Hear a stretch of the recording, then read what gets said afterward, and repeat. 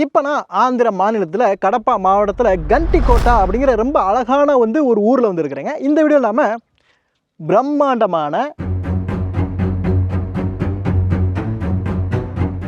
அழகான அதிசயமான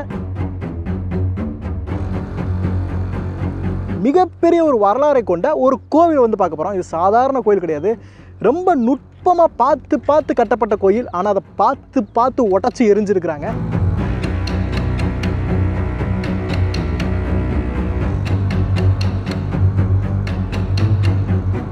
கோயில் எப்படி கட்டினாங்க, உள்ளுக்குள்ள என்ன இருக்குது, அதை ஏன் உடைச்சாங்க அப்படிங்கிறத இந்த வீடியோ பார்க்க போகிறோம். இது நிறைய திரைப்படங்கள் எடுக்கப்பட்ட ஆந்திர மாநிலத்திலே ரொம்ப ரொம்ப ஃபேமஸான ஒரு கோயில் இது. வாங்க உள்ளுக்குள்ள போய் எப்படி இருக்குன்னு பார்க்கலாம்.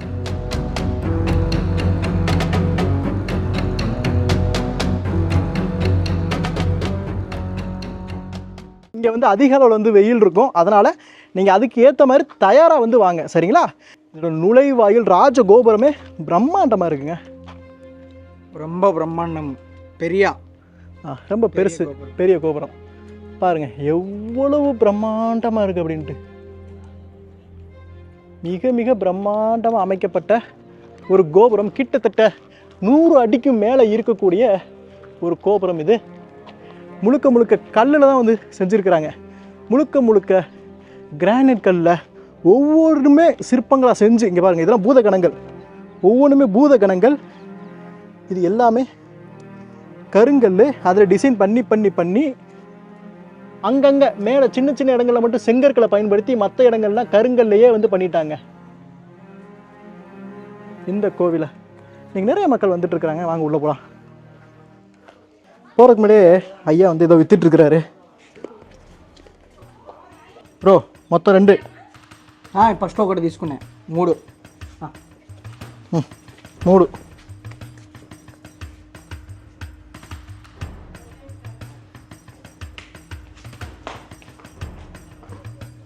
Given okay okay. இந்த கோவிலுக்கு இங்கே பாருங்கள், இன்றைக்கி உள்ளுக்குள்ளே தெய்வங்களோட சிலை இல்லை.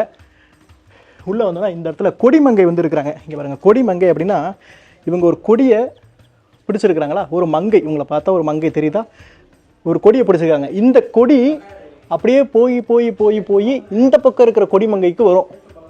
அந்த மாதிரி தான் இதோட அமைப்பு இருக்குது. இங்கே பாருங்கள், அவங்களோட முக அமைப்பு கூட தெரியாத, கண், புருவம், மூக்கு, பொட்டு வச்சுருக்கிறது எல்லாமே எப்படி பண்ணியிருக்கிறாங்க அப்படின்ட்டு.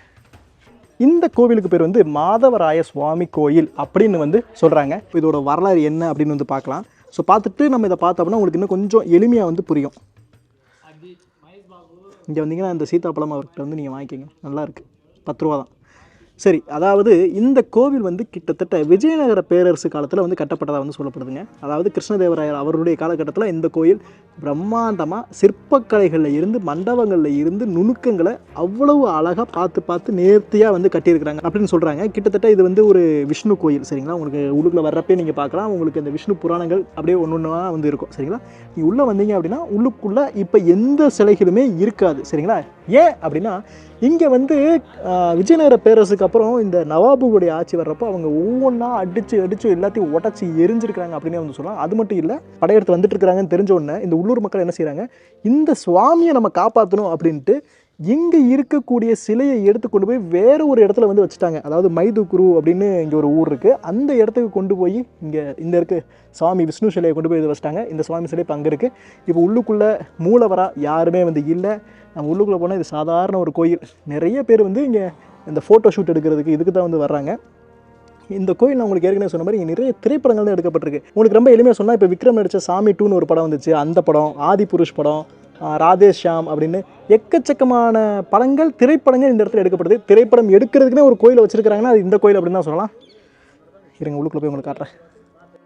இந்த மாதிரி வரலாறு நிறைஞ்ச கோயில்கள் நிறைஞ்ச இடங்களுக்கு நீங்கள் போகணும்னு ஆசைப்பட்டீங்கன்னா நான் ஏற்கனவே இந்த மாதிரி கூட்டிகிட்டு போய்கிட்டு இருக்கேன். என் கூட நீங்கள் ஜாயின் பண்ணிக்கலாம். நம்மளுடைய அடுத்த டூர், நம்ம இது வரைக்கும் ஏற்கனவே 10க்கும் மேற்பட்ட டூர் பண்ணியிருக்கோம். இதே மாதிரி அடுத்த டூர் 11வது டூர் நம்ம மதுரையில் பண்ணுறோம். ஜூலை 20ஆம் தேதி ஞாயிற்றுக்கிழமை அன்னைக்கு நம்ம மதுரை யானமலை ட்ரெக்கிங் ஏற போகிறோம். அது மட்டும் இல்லாத 2000 வருஷத்துக்கு முன்னாடி தமிழ் கல்வெட்டுகளை பார்க்க போகிறோம். 10,000 வருஷம் பழமையான பாறை ஓவியங்களை பார்க்க போகிறோம். எக்கச்சக்கமான வரலாற்று இடங்களை அன்னைக்கு ஒரே நாள் பார்க்க போகிறோம். மதிய உணவு, டிரான்ஸ்போர்ட், கைடு அப்படின்னு எல்லாமே இன்க்ளூடடாக ஒரு பேக்கேஜாக நான் கூட்டிகிட்டு போய்கிட்டு இருக்கேன். உங்களுக்கு விருப்பம் இருந்தால் நீங்கள் வரணும்னு ஆசைப்பட்டீங்க அப்படின்னா எக்ஸ்ப்ளோர் improvio.com அப்படிங்கிற இணையதளத்தை வந்து செக் பண்ணுங்க. இதே மாதிரி நிறைய வரலாற்று இடங்களுக்கு நம்ம டூர் வந்து பண்ணிட்டு இருக்கோம். கீழே தெரியுற இந்த நம்பருக்கு ஃபோன் பண்ணுங்க. அப்படி இல்லைனா +1 அப்படின்னு ஆரம்பிக்கிற இந்த நம்பருக்கு வாட்ஸ்அப் பண்ணுங்க. ஜூலை 20ஆம் தேதி மறந்துடாதீங்க. உள்ளுக்குள்ள வந்தோம்னா இதுதான், அதாவது கருவறைக்கு போகக்கூடிய முன் மண்டபம் அப்படின்னே வந்து சொல்லலாம். உள்ளுக்குள்ள வந்து போய்கிட்டு இருக்கோம். உள்ளுக்குள்ள போகிறதுக்கு முன்னாடியே 2 பக்கமும் பார்த்தீங்க அப்படின்னா யானை நம்மளை வந்து வரவேற்கும். அதாவது இது எப்படின்னா இது ஒரு தேர் மாதிரி எடுத்து வச்சுக்கோங்க. இது ஒரு தேர் மாதிரி. இங்கே பார்த்தீங்கன்னா ஒரு யானை, ஒரு எலிஃபண்ட், அந்த யானையை ஒரு சிற்பமாக செஞ்சுருக்கிறாங்க. அதுலேயும் கொஞ்சம் க்ளோஸாக வந்து பாருங்களேன், மணிகள் கட்டப்பட்டிருக்கு. இந்த இடத்துல மணிகள் கட்டப்பட்டிருக்கு. யானையினுடைய காது அதுக்கு அலங்காரம் பண்ணப்பட்டிருக்கு. இங்கேயும் மணிகள் தொங்குது. அதோடைய தும்பிக்கை, கண்ணு இங்கே பாருங்க, பார்த்தீங்களா, தந்தம். அதுக்கு மேலே வந்து ஒருத்தர் உட்காந்துருக்கிறாரு. அதை உடச்சிட்டாங்க. இங்கே வந்து ஒருத்தர் உட்காந்துருந்துருப்பாரு மேபி. இங்கே பார்த்தீங்களா, அதுக்கு ட்ரெஸ்ஸு முதற்கொண்டு போட்டு ரொம்ப அழகாக இந்த ஏறி போகிற இடத்த கூட வந்து அமைச்சிருக்கிறாங்க. இன்றைக்கி இந்த கோயிலில் வந்து சிலைகள் வந்து இல்லை, இருந்தாலும் செருப்பை கட்டிட்டு போகலாம். நான் உங்களுக்கு ஏற்கனவே சொன்ன மாதிரி இந்த இடம் வந்து, இந்த கோயில் இன்னைக்கு ஒரு ஃபோட்டோ ஷூட்டுக்கான இடமா தான் வந்து பயன்படுது. இன்னைக்கு இது ஒரு வழிபாட்டில் இல்லைங்கிறது ரொம்ப ஒரு வருத்தமாக வந்து இருக்குது. நிறைய பேர் ஃபோட்டோ எடுத்துருக்காங்க, வாங்க போகலாம். ஓகே, இது இங்கே இன்னொரு முக்கியமான சிற்பம். அந்த கோயில் ஏற்கனவே உங்களுக்கு சொன்னேன், இங்கே ரொம்ப ரொம்ப முக்கியமானது சிற்பம் தான் அப்படின்ட்டு. நம்ம தாராசுரம் கோயிலில் பார்க்குற மாதிரி, அதாவது நம்ம தாராசுரம் கோயிலில் பார்க்குற மாதிரி யானையும் மாடும் இருக்கக்கூடிய ஒரு சிற்பம். சரிங்களா, இப்படி பார்த்தீங்கன்னா இங்கே பாருங்கள், இதை மறைச்சிட்டிங்க அப்படின்னா இது வந்து ஒரு எலிஃபண்ட், ஒரு யானை. அதுவே இப்படி மறைச்சிட்டிங்கன்னா இது வந்து ஒரு மாடு. இந்த மாதிரி நுணுக்கமான சிற்பங்களும் இங்கே நிறையவே வந்துருக்கு. சரி வாங்க போகலாம். முதல் உள்ளுக்குள்ளே போய் பார்த்துட்டு வந்துடலாம் வாங்க.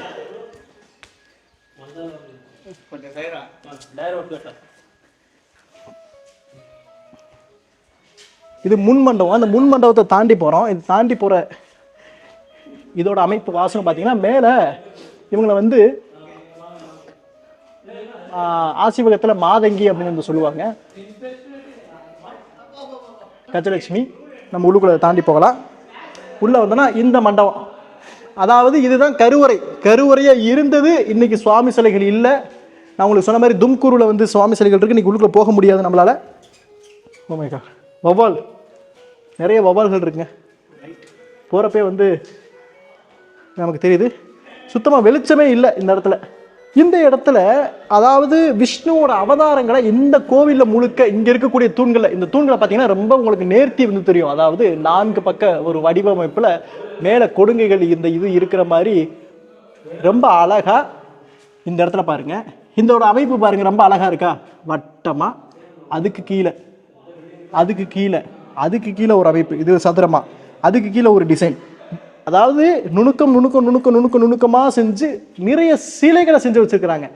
இந்த கோயில் ஒரு விஷ்ணுவுக்கான கோயில் அப்படிங்கிறதுனால இங்கே நிறைய விஷ்ணுவினுடைய அவதாரங்களை நம்மளால வந்து பார்க்க முடியுது. எடுத்துக்காட்டுக்கு நீங்கள் பார்த்தீங்க அப்படின்னா இங்கே பார்த்தீங்கன்னா ஸ்ரீராமச்சந்திரர், ராமர் வந்து இந்த இடத்துல இருக்கிறார். சரிங்களா, இங்கே மேலே பெருமாளை வந்து கொடுத்துருக்குறாங்க. அருமையான ஒரு கோயில். இதை வந்து சரி பண்ணி ஒரு வழிபாட்டு கொண்டு வந்தாங்கன்னா எவ்வளோ அற்புதமாக இருக்கும். வாங்க மற்ற இடத்த பார்க்கலாம். இன்றைக்கி இந்த கோயிலில் முறையான பராமரிப்பு இல்லை, அதனால் இதை சுத்தமாக பண்ணியிருக்க மாட்டாங்க. கை காலில் குத்தி போட போகிறோம். இப்போது இதோட சுற்று மண்டபத்தை வந்து நம்ம பார்க்கலாம். இங்கே ஒவ்வொரு மண்டபங்கள் ஒவ்வொரு காரணத்திற்காக ஒவ்வொரு இடங்களில் வைக்கப்பட்டிருக்கு. சரிங்களா, நம்ம இதுதான் இங்கே பாருங்கள் ராஜகோபுரம், உங்களுக்கு தெரியுதா? இந்த கோபுரத்தை கடந்து உள்ளே வந்தோம் அப்படின்னா இங்கே ஒரு மண்டபம். இந்த அறை ஒன்று ஓய்வு எடுக்கக்கூடிய ஒரு அறையாக வந்து இருந்திருக்கணும், இல்லை பொருட்களை சேர்த்து வைக்கக்கூடிய ஒரு அறையாக இருந்திருக்கணும். ஏன்னா இந்த அறையில் வேறு எதுவுமே இல்லை. இந்த அறையில் சிற்பங்கள் இருந்ததுக்கான அடையாளமும் இல்லை. இது ஒரு பாதுகாப்பு, ஒரு சேமிப்பு அறையாக இந்த கோவிலில் வந்து விளங்கியிருக்கணும். இந்த இடத்துல கொஞ்சம் ஓப்பனாகவும் வந்து விட்டுருக்குறாங்க, கொஞ்சம் வெளிச்சம் நல்லா வரணும் அப்படின்னு விட்டுருக்குறாங்க. ஆனால் அதே நேரத்தில் மழை தண்ணி உள்ளுக்குள்ளே வராத மாதிரி அமைப்புகளும் கொடுத்துருக்குறாங்க. இந்த மண்டபத்தில் அப்படியே போய்கிட்டே இருக்கலாம். இந்த கோவில் அதாவது இப்போ நீங்கள் பார்க்குறது தான் முன் மண்டபம், அதுக்குள்ளே தான் கருவறை. சரிங்களா, இப்போது இந்த மண்டபத்தை சுற்றியுமே சுற்று மண்டபங்கள் இருக்குது. ஒரு வராண்டா மாதிரி நீங்கள் ஃபுல்லாக வச்சுக்கோங்களேன். இப்போ நீங்கள் பார்த்தீங்கன்னா இந்த கோவிலுக்கு உள்ளுக்குள்ளே வரக்கூடிய ஒரு பாதை, அதாவது இந்த கோவிலுக்கு 4 பக்கமும் வரக்கூடியதற்கான பாதைகள் வந்து வச்சுருந்துருக்காங்க. 4 பக்கம் கூடியும் இந்த சாமியை வந்து தரிசிக்கிற மாதிரி தான் வந்து வச்சுருக்காங்க. 4 பக்கமும் சுற்றியும் இந்த மண்டபங்கள் வந்து இருக்குது. சுற்று மண்டபங்கள்ங்க. ஒவ்வொரு தூண் கிட்டத்தட்ட நூற்றுக்கணக்கான தூண் இந்த இடத்துல வந்து இருக்குது. இந்த ஒவ்வொன்றிலையும் சிற்பங்கள் இருக்குது. இதெல்லாம் பார்த்துங்க. இதில் என்ன சொல்கிறாங்கன்னா ஒரு ரதம், ஒரு தேர். உங்களுக்கு அந்த தேர் தெரியுதா? ஒரு தேர். இது கீழே சக்கரம், ரதம், இதை பிடிச்சி அப்படியே இழுத்துட்டு போகிற மாதிரி. இப்போது நம்ம இந்த கோவிலுக்கு பின்பக்கம் வந்தோம் அப்படின்னா, இடது பின்பக்கம் வந்தோன்னா இந்த இடத்துல ஒரு மண்டபம் இருக்குது. அதாவது அன்றைய காலகட்டத்தில் நிகழ்ச்சிகள் நடந்த ஒரு இடமாக இப்போ நம்ம இருக்கிற இந்த இடம் வந்து இருந்திருக்கும். நீங்கள் பார்த்தீங்கன்னா இந்த இடத்துல ஏதாவது ஒரு நடன மங்கைகள் ஏதாவது நடனம் ஆடி இருக்கலாம், இதுக்காக பண்ணப்பட்டிருக்கலாம். இந்த இடத்துல ஏதாவது ஒரு கலை நிகழ்ச்சிகள் இல்லை கச்சேரிகள், தாளங்கள் என்ன வேணாலும் நடந்திருக்கலாம். இந்த இடத்துல நம்ம இருக்கிற இடத்துல நீங்கள் சுற்றி பாருங்களேன், நிறைய மக்கள் பார்க்க முடிகிற மாதிரி அளவுகளில் வந்து வச்சுருந்துருக்குறாங்க. நிறைய மக்கள் இங்கே உட்காந்து பார்க்க முடியும். ஒரு அருமையான ஒரு சபா மண்டபம் மாதிரி நீங்கள் வந்து வச்சுக்கோங்களேன். இந்த இடத்துல நான் ஒரு கலை நிகழ்ச்சி நடத்துகிறேன்னா இப்படி உட்காந்துக்குவேன். இப்படி உட்காந்து ஏதாவது பஜனை ஏதாவது பண்ணுறது, பாடல் பாடுறது, இல்லை நடனம் ஆடுறது, என்ன நிகழ்ச்சி வேணாலும் நடந்திருக்கலாங்க.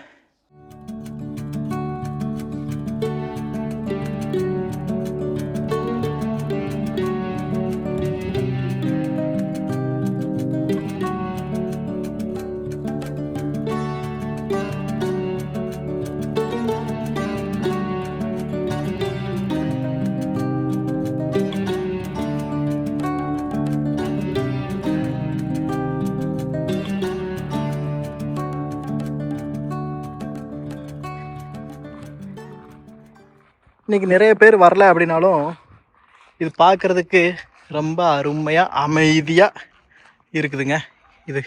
இந்த இடத்துல இங்கே பாருங்கள், உங்களுக்கு தெரியுதா நடன மங்கைகள் வந்து இருந்திருக்கிறாங்க இந்த இடத்துல. அதாவது அவங்கள ரொம்ப அழகாக வந்து வடிவமைச்சிருக்கிறாங்க. நடனம் ஆடுறாங்க பாருங்கள். இங்கே நடன மங்கைகள் கலைக்கு எவ்வளோ முக்கியம் கொடுத்துருக்குறாங்க அப்படிங்கிறத நம்ம இங்கிருந்து தெரிய முடியுதுங்க.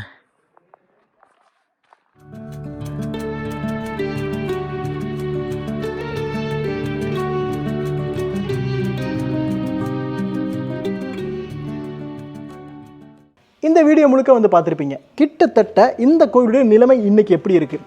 ரொம்ப எனக்கு என்னென்னா வருத்தமாக இருக்குங்க, ரொம்ப வருத்தமாக இருக்குங்க. ஏன்னா இதோட முக்கியத்துவம் நிறைய பேருக்கு தெரியறதில்ல.